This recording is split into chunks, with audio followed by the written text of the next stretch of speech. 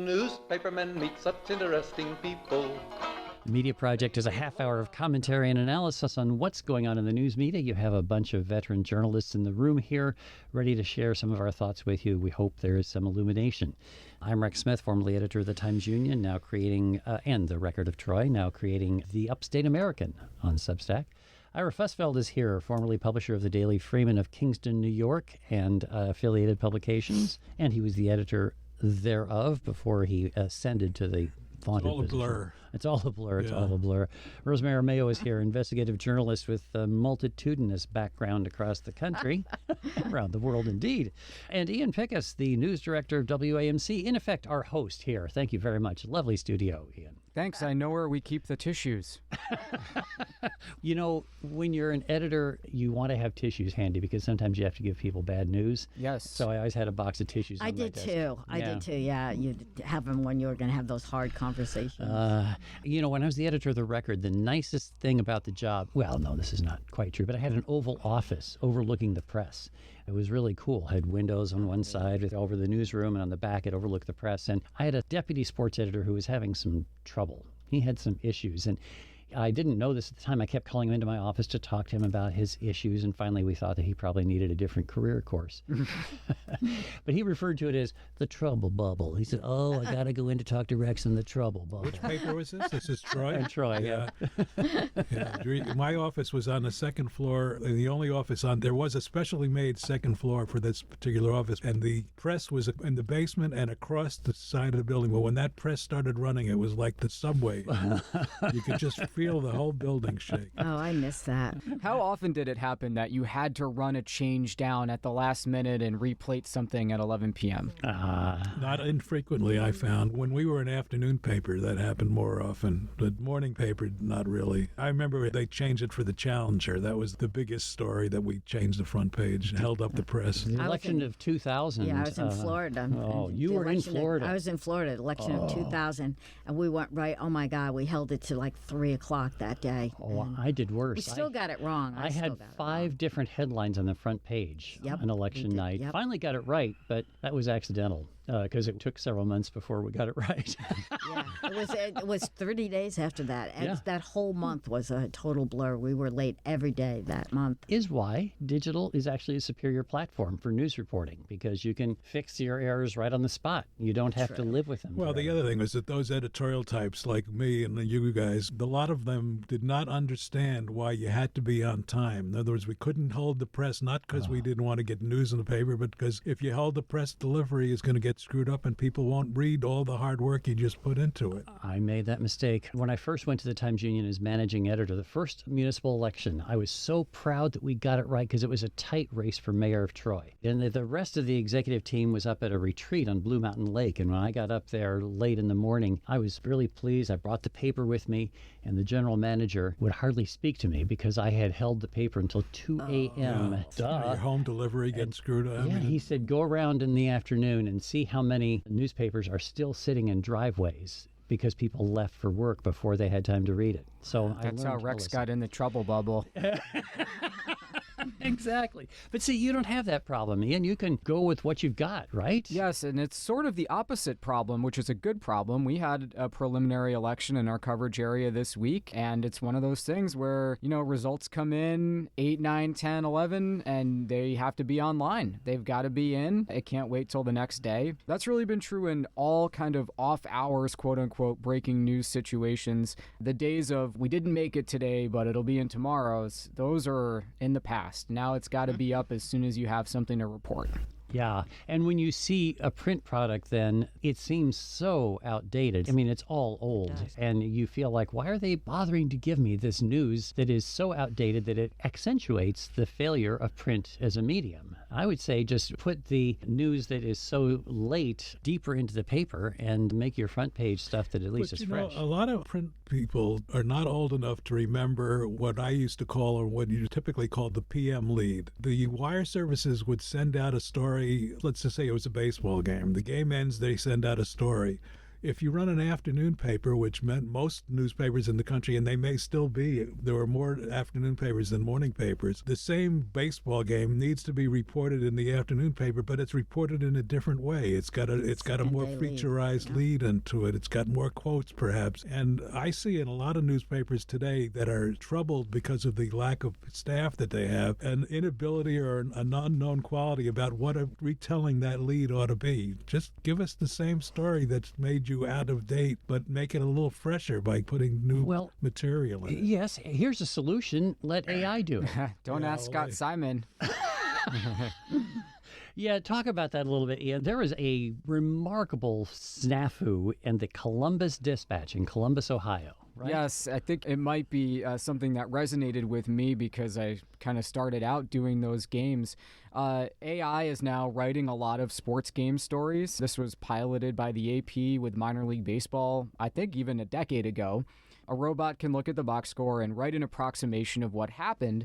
In this case, they ran a story that effectively looked like it was written by someone from outer space and talking about a mascot beating a mascot in a sports contest, and they had to eat some crow for putting that in the paper and not looking at it. So that led to NPR's Weekend Edition maven Scott Simon waxing poetic about what the real-life high school athletes could do versus the computer. But I think those AI kinks will be worked out in the long run, so this might be the last moment when it's so inefficient. Maybe. Gannett had started this AI experimenting with high school sports, but this story that Ian's talking about from Columbus, here's the lead. The Worthington Christian bracket winning team mascot defeated the Westerville North brackets losing team mascot 2-1 in an Ohio boys soccer game on Saturday. You know, we actually talked about this a couple of weeks ago on this show, but the new thing added in the story that we all looked at, Ian, is that instead of AI, get the high school kids to write the story. You wouldn't have to pay them very much. Just pay them to do the stories. We'd end up better off than using the machines, which I really like. An old idea that's new again. I mean, we used to do that, give them 10 or $15, and that was great because they were meticulous. Sure. And they care about it. It's their teams, and they knew the people. You weren't going to mix up names and numbers. They were pretty good at it. Why did we get away from that? What happened to paper boys, Rex? Why don't we have these things?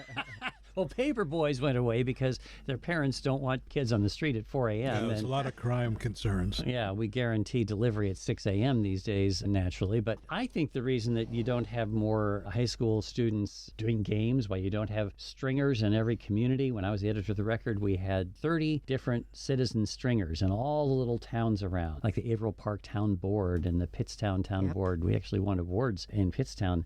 I think the reason is because there isn't even enough staff to coordinate those stringers. You know, it takes a full-time person to really handle the billing. Well, but it was also money. There was a point in time where, you know, if you paid somebody $5, $10, $20, that was a nice piece of change. Now, these kids don't need the money. You know what else I've noticed with respect to sports?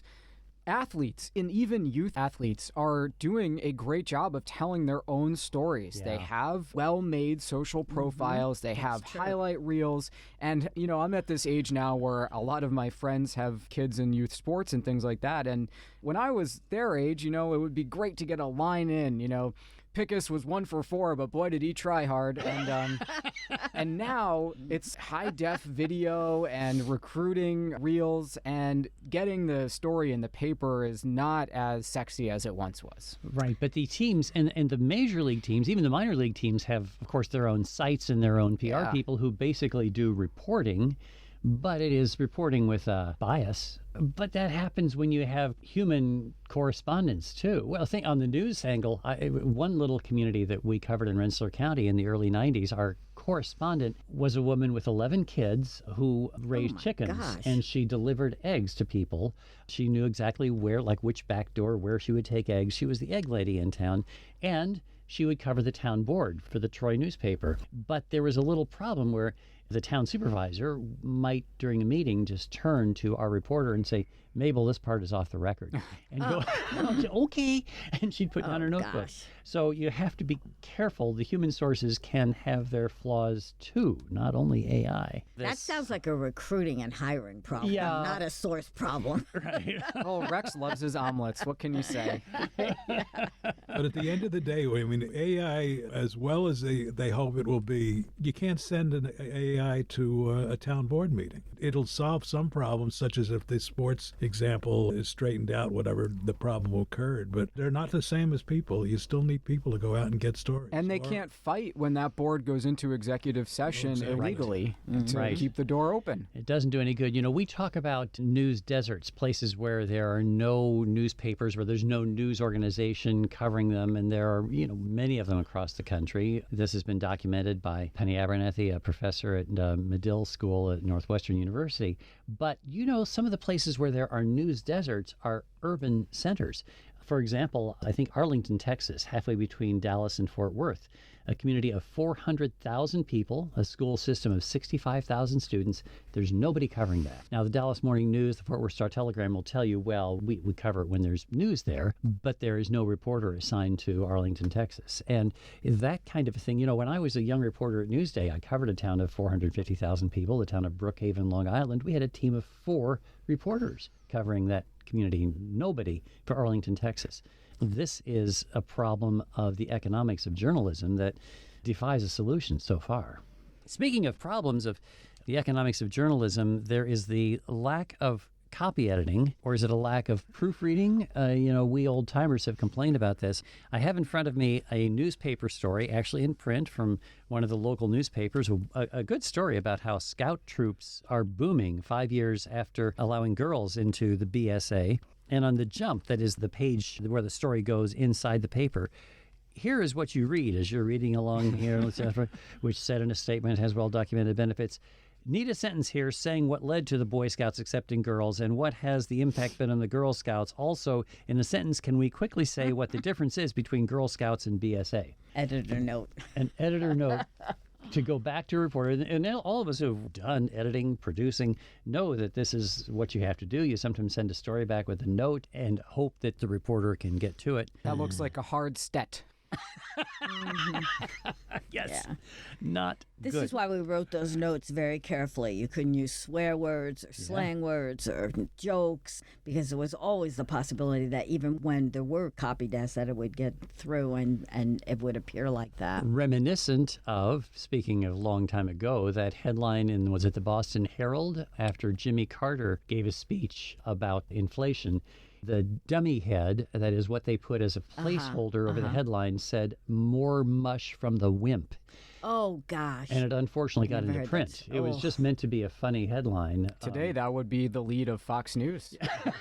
You're right. That's right. That Look what is- they call them. They're proof of bias, of media bias. Yeah. Yeah. But every journalist, editor, copy editor, reporter was told when computers went into their shops, don't hit the send button unless you're absolutely certain what is in that send button is going to be worthy of being in print. Don't put any notes in the computer that you don't want to see on the front page of the newspaper. But then you got the guy from the composing room hanging over the shoulder of the news editor saying, come on, come on, come on. I'm Now, holding the press for what that page. composing room? Yeah. Well, okay, the press room. Well, anyway, there's still somebody running a press. I but mean, when we first went to computers, one of the most frequently asked questions of me was, don't you guys have proofreaders?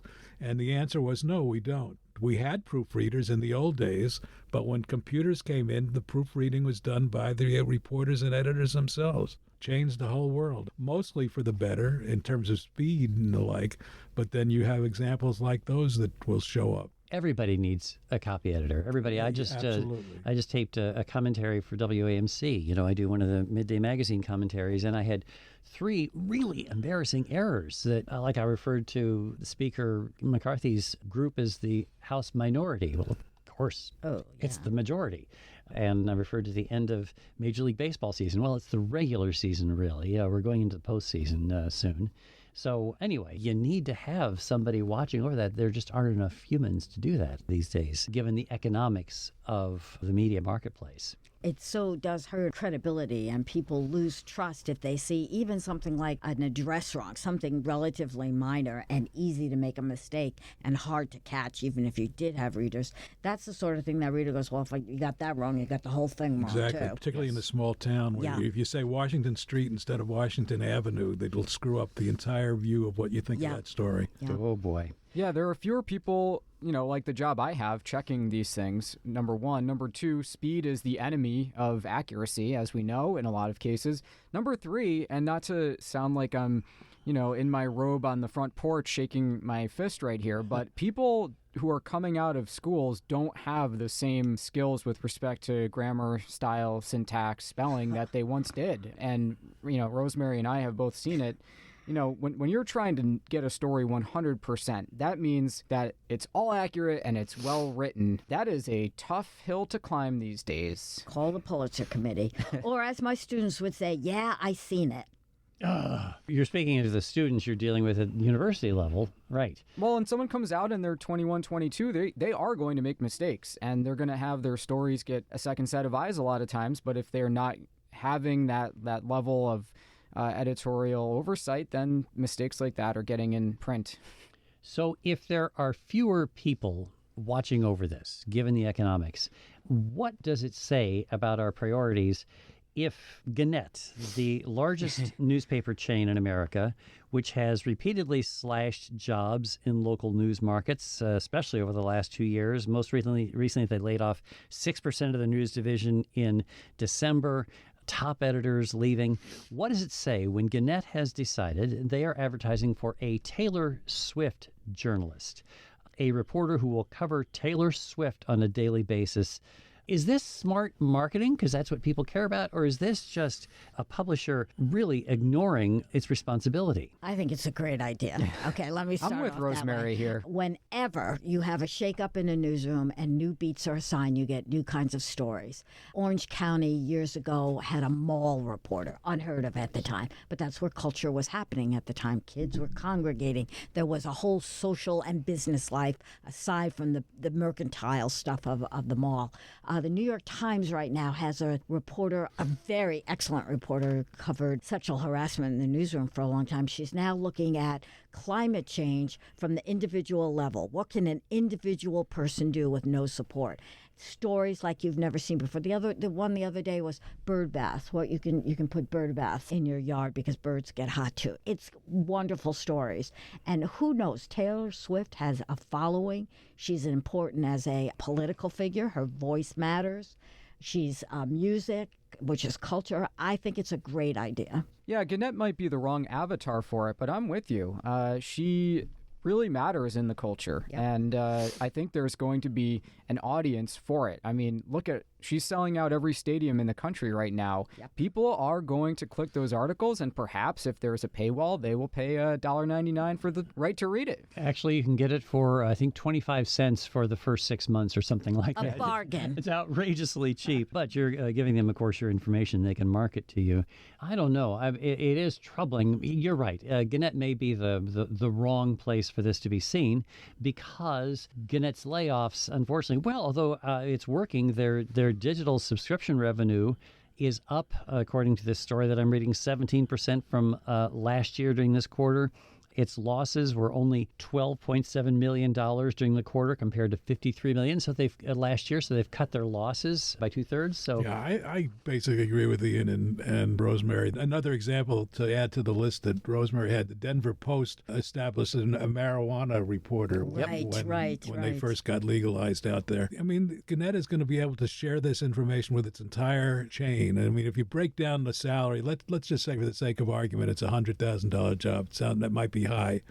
It's pennies when you spread it out over the entire company, and the reward is there. I don't think, you in this era of ever-changing media, particularly print to digital, where there are layoffs, there is the need sometimes to add people to various roles, and this is an invented one, but it could be a very lucrative one for them. I suppose it's true. And if your goal is to get people to pay attention to your news site, this could work, and then people might see other news there. This is the whole theory that newspapers used to have. You know, we would put, well, what I used to refer to as the Golly Martha, a story on the front page that would, the mythical guy sitting there next to his post toasties in the morning saying to his wife, "Golly Martha, listen to this." And you hope that Golly Martha will then draw people into the more serious news that is important for you to I mean, report. I'm presuming that their goal is to increase online traffic, not print. If they think that their young people who are Taylor Swift fans are going to go right out every morning and buy the paper, that seems very unlikely. But right. Her vinyls do well. her vinyls, well, but I'm confused as to where we are in the CDs, vinyls, DVDs. I still have a turntable. We don't use it much, but Wow. you know. You use the hi-fi, do you? Yeah, high five. Yeah, that's great. This is the Media Project from Northeast Public Radio. That was Ira Fussfeld you were just hearing. Yeah, Rosemary. the old guy. Yeah. Well, we're all. Rosemary Mayo is here. I'm Rex Smith, except for Ian Pickus, who's not an old guy. It's wonderful, actually, to. It reminds me of there was a mayor of Green Island who was 87 years old. Could run for president. It was really wonderful, and when he finally retired, he was to be succeeded by a guy who was 72, and he said, "Well, I think it's time to make way for the young people." Well, let's hear it for that. That's Mayor McNulty. We remember. So, listen, folks, we need to talk about the serious matter of the impeachment procedure that has begun in the House of Representatives against Joe Biden. And there is a question, I think, as to how this is being covered by the news media, which we ought to deal with. Any reflections on it off the top? I understand why the White House sent a letter to the major news organizations saying, hey, take a really close look at what the Republicans are saying here. That's due diligence on their part, but I think we might be kind of past that. I don't know that the facts matter here. If they did, we might not be seeing this impeachment probe. The facts don't matter to the impeachers, you mean? Yeah. Well, I don't know if they matter to the audience, the news audience either. Wouldn't they if people knew the facts? I mean, the fact is that the problem is that if you care about people understanding the truth and making democratic decisions based upon facts, the public opinion polling suggests that Americans broadly believe that Joe Biden is as corrupt as Donald Trump. Yet there has been no finding of wrongdoing on the part of Joe Biden at all. He seems to have not made a buck off the millions that his son made before Biden entered the White House. But what has happened? There has been, I just yesterday, I was looking up the fact-checking on the impeachment claims. It's out there. Major news organizations have done fact checks on what Kevin McCarthy said versus what is real. It doesn't seem to matter. Yeah, I think it's sad that the White House felt they had to send out a note as if the media would not be looking at an inquiry very closely.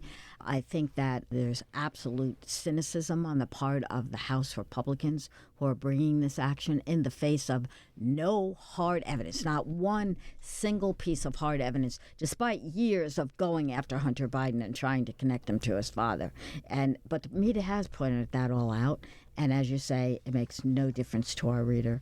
I'm thinking this is going to be like Iraq, where viewers and listeners of the news continue to think that Iraq had some involvement in 9/11, when there was repeated and multiple and in many places stories saying, no, there's no connection. They never got that. And Benghazi, the sense that, there was some complicity on the part of Hillary Clinton in the disaster in Benghazi, when all the investigations led to nothing. 7 different inquiries into Hillary Clinton, yet she was dirtied up enough by the opposition so that she lost the White House bid. It changed the course of history. Well, look, the problem is, and we've described this problem for any number of other subjects over the years here, is that the kind of reporting that many in the media are doing, that Rosemary alludes to, is not necessarily where the people who don't want to believe that reporting are getting their news. They're getting it from Fox, they're getting it from right-wing radio, they're getting it from right-wing social media sites, and they simply either are unaware of the more objective reporting or don't believe it. don't care because the Fox presentation is so compelling for people who have Well, it's hypnotic. If you sit and watch Fox all day long, I'll watch it in doses. But if you read the chyrons on the bottom where they have the I call them headlines still. But first of all, it's blatantly editorializing, and secondly, it's often misleading. But if you're sitting and watching that programming all day, you're going to get hypnotized by it. No wonder people believe in it. This is Trump-inspired marketing. This is no different than when he said to the president of Ukraine, you don't really have to investigate the Bidens. Just say you're going to have an investigation. This is about blurring and slurring names. But people are not necessarily able to make the distinction between the marketing and what is news and what isn't news. Exactly. And there's also a population that doesn't follow the news at all. So what they get is a double, triple osmosis of Joe Biden did something wrong. I don't know what it is. There's a lot of discussion about it. And that is where the understanding ends. And I think that might be by design. Well, there's also a lot of people who think if the police are arresting you, you must have done something. And this is the same thing. Congress is investigating you. There must be something there. So and that's hard to get past that. What do you do if you're an editor, the president of CBS News? How do you counteract the disregard of the facts that is prevalent in one of your great competitors, where Fox News puts liars and hucksters every day on the air? What can you do other than try to make your product as attractive as possible? Here's an interesting thought. Christiane Amanpour was reflecting on her 40 years as a correspondent. And her mantra is be truthful, not neutral. And that is a really interesting, that is what we've been saying, but I just think it's so hard to do that because it makes your news organization appear to be biased. Right? Yes. Yep. And her coverage of the Bosnian War was incredibly anti-Serbian. And having been there, I know there's still enemies about her. She made the Serbs look like the bad guy. And in places they were. In other places the Croats were. In other places the Muslims were. She never provided that. But on the other hand, if anybody in America knows about that war in Bosnia, it's because they were listening to Christiane Amanpour. Right. She made it compelling and important. She was brave in going to places where a lot of reporters were afraid to go. She is everywhere. And she says she was witnessing genocide in that war and needed to be truthful about it. And so if we're in this situation now in America where the two sides are not evenly split in the way they approach the news, factually speaking, we need to be truthful, not neutral. But can't you be truthful and neutral? You don't think so? I don't think so. There's a new publication, a new newsletter. I know you like those, Rex. 1440 is the name of it. And it's purporting to be all the news, all the big news, but completely without bias. I subscribe to it because I want to read that. It's very boring. Yeah. I'll say that. I agree. It's incredibly dry. But there is no bias in it that I've noted in the first week. Well, we'll see how they handle the impeachment. Yeah, because, I'm curious about that. No bias. If you neutrally report what Kevin McCarthy says, you're allowing lies to take root in your viewers and listeners. That's all we have time for on the Media Project this week, folks. We have had Rosemary Armeo and Ian Pickus and Ira Fussfeld, and I'm Rex Smith.